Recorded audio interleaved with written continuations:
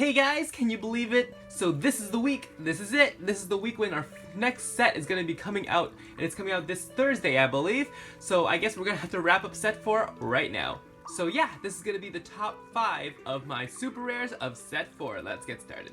So the card that's going to take our number 5 spot is going to be none other than level 5 Nina. So this effect is a really interesting effect in that it kind of does everything. It heals your orbs, it allows you to put cards in your bond, it adds cards to your hand from your retreat area, it kind of does a lot of everything, I guess, and it's all together at once. So the bright side of this card is that, yes, it does do everything at once, so you don't need to tap multiple cards and wait multiple turns for you to do all that stuff, but in the end, it's a flip 5 cost effect, and because of that, you can't really use it that many times per game. This is definitely going to be one of those late game cards because of its cost 5. You have to wait at least 4 turns to even bring it out, and you need to have 5 bonds to even use the effect, assuming you haven't flipped anything face down already. Now if this card can attack, it'll definitely be a lot better because then it won't be sitting there useless half the time, but unfortunately it can't, so this is what's going to be taking our number 5 spot. Our 4th spot is going to my Smash main, Robin. This Robin seems like it was meant to be used as a main character, seeing that it has 70 attack. However, there's a lot of limitations, and I don't know why they put those limitations on this Robin. So its first effect is that you can flip 2 bonds face down to heal yourself by 1 by putting a card from your hand into your orb area, and then all your cards gain 10, of course.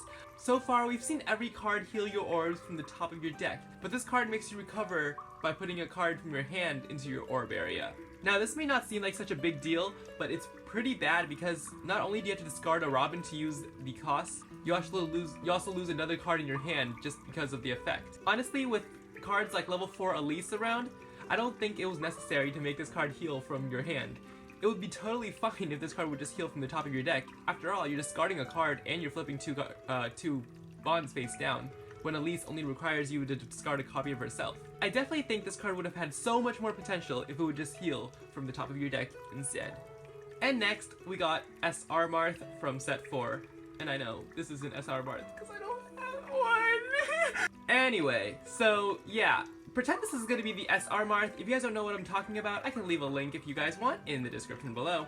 But this Marth is a card that allows you to generate hand advantage by getting level 1s to your hand. This card is a really good card from this pack and is a great support for red decks, and really kickstarted Marth to be one of the better decks again. So a lot of you might be thinking, why did I put this in a number 3 spot? And that's because what I think made the Marth deck really good was the mages that came out, not necessarily the Marth. And also because this one that you see in front of you, the one from the starter deck, is already really good, that the new Marth wasn't really necessary, although it did help add consistency to the deck and add a little bit of new strategy to this deck. But in the end, like I said, I think it was the mages that made this deck a lot better and not necessarily this SR Marth that came out in this pack.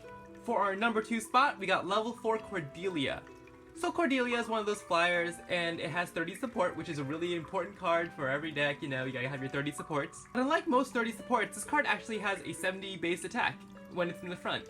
This card is actually a really nice toolkit card that kind of lets you do what you want with it. So in the front, this card gains 10 attack along with all your other lance users, and in the back, your lance users gain a javelin effect that can attack far away.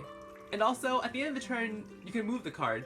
So you can move it back, and then during your opponent's end of the turn, you can move it back to the front. And it's not just yourself, you can actually move anything. So this card is actually a pretty interesting card, but I put it as a number 2 spot because I think the level 3 Cordelia is just as good, and that this card was a little unnecessary. But still, it's a really good card, and it's definitely deserving of our number 2 spot. And for our number 1 spot, I chose Lucina. So I know this card might not have been the most impactful in the metagame, but I think it had a lot to offer for blue decks. Because in my opinion, this is the first blue card that actually plays with the gimmick of a blue deck, and that it should be class changing constantly and then gain benefits from that. The other one being Chrom, but Chrom kind of failed in that because Chrom's ability really isn't that good.